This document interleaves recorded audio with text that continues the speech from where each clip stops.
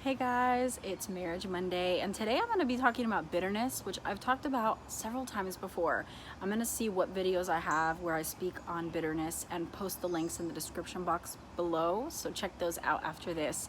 If you're new to my channel, my name is Alana, and my channel is all about marriage, homemaking, healthy living, and homeschooling. Please subscribe. In this video, I'm going to be referring to my favorite marriage book, which is The Excellent Wife by Martha Peace. I have done a full book study on this with you guys a couple of years ago. I'll post the link to the playlist in the description box if you're interested in checking this book out. Read through it with me.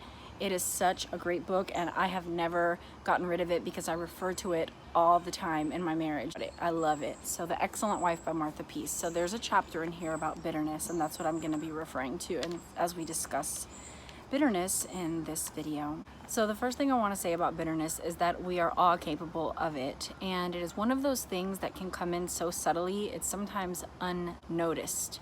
And if you don't notice it, you can't fight it, and if you don't fight it, it only grows, and if it grows, it can do a lot of damage in a marriage. And so what we want to do is be on guard for bitterness, identify it the moment that we see it, and then fight it with truth so that it doesn't have the opportunity to grow. In the love chapter, it talks about how bitterness hinders love, and some of the signs of bitterness are gossip and slander. As I read this list, just ask yourself, do I do these things? And I'm sure all of us can say yes to at least one of them because we're sinners.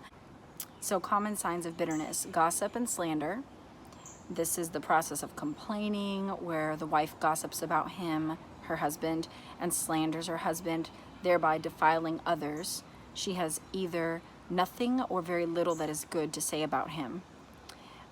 Number two, another sign of bitterness is being ungrateful or complaining. The wife is not grateful to her husband. She murmurs to herself and complains to others about him. Number three, judges motives. Whatever he does is suspect in her eyes. Even if he does something nice, she thinks his motive must be off. For example, he only did that to look good to his parents. I know it seemed like a nice gesture, but he didn't really mean it.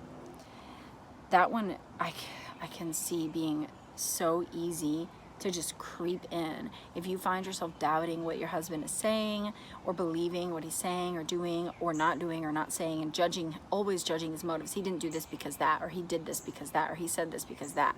That is unloving, because love believes all things, and that is cynical and unbiblical. That is not showing brotherly affection in a Christ-like way to our husband, who is also our brother in Christ. The next one on the list is self-centered. A wife spends a lot of time thinking about herself. She is very self-absorbed. Her focus is fixed on herself and the hurts done against her. I talk to women all the time, and I myself have fallen into this before, where all you can think about is how you feel and how you have been wronged and how you need this or that. And you don't stop and think, well, what can I do for him? Or am I loving him well? Have I hurt him? What does he need from me? And it's so easy to be blind when you're only thinking about yourself. Excessive sorrow. Grief and hurt has crowded out any joy, peace, or love that she used to have. In fact, it's filled up her heart. It may at times overwhelm her. So if you are excessively sorrowful to the point where you don't have joy or peace or love as a believer, there is possible bitterness in your heart. Vengefulness. The wife looks for ways to avoid her husband. Perhaps she leaves when he is home, pouts, or gives him the cold shoulder. She is paying him back for what he has done to her. If you punish your husband for ways that you feel he's wronged you, you're being vengeful, bitter. Brooding. The wife broods about what her husband has done. She thinks about it often and plays it over and over in her mind. That is not being quick to forgive and to not take into account wrongs suffered. 1 Corinthians 13, love does not count wrongs, right? You don't want to keep score.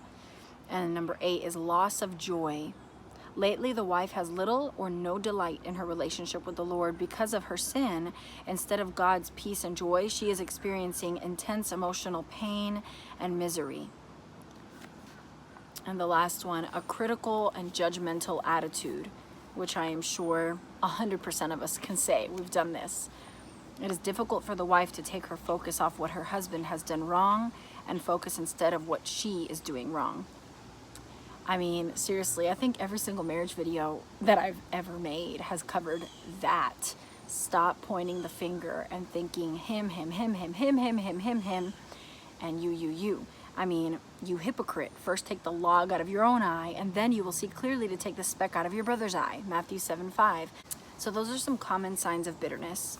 And bitterness is so dangerous because it truly can grow and destroy everything in its path. And it is the opposite of love. It can go out of control super easily if you are not on guard and watching for those things so that you can nip them before they grow and become something that can put you in a very ugly mood towards your husband, start to harbor bitterness, and that's where things get really dangerous. Satan can use that to cause such awful division and chaos in your marriage, because then anything and everything he does begins to bother you.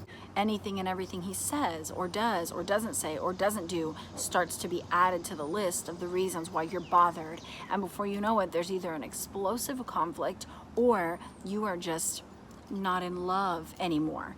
I'm willing to bet that most divorces come to pass because of unaddressed bitterness. It all starts with that little tick, and then you just let it go and let it go and let it go, and you never address it, you never fight it, you never defeat the lie with truth, and before you know it, you're in a jungle of lies, of hate and bitterness, vengefulness. You feel hopeless. The truth is that it's not hopeless. The Lord can mend, restore, repair all of our messes. My hope for you is that you would not allow it to grow. If you have, there's still hope because God is big. I would encourage you to start to observe your thought life. Pay attention to your thought life. Start to observe your behavior and pay attention to what you're thinking when you say what you say, how you think about your husband, and identify the areas in your heart that you are being bitter or feeding bitterness, and then start to fight it with the truth. Choose love. Choose to put on love. Read over 1 Corinthians 13. What is love according to the Lord? And go through that list. Where are you failing? All of them. We're all failing on all of them, I know. But where can you be doing better? Where can you be practicing love better in your marriage? Are you judging motives? Well, then choose to put on love and believe all things. Are you counting wrongs? Well, choose to put on love and not count wrongs. Bitterness is ugly. I truly believe Satan has used it to tear apart many marriages, and we need to fight and not put down our weapon. We need to view our marriage as a garden. You can't just assume that it's going to take care of itself. You have got to go and weed the garden, tend to the garden, replant good new seeds, check for any foxholes, make sure the enemy's not there prowling around feeding lies. Be intentional in your marriage. If you leave it to itself, it will overflow with weeds. I hope this video is encouraging to you. I would love to hear stories of how maybe you've overcome bitterness in your marriage and ways that you fight against bitterness in your day-to-day life. Have an awesome day, and please subscribe.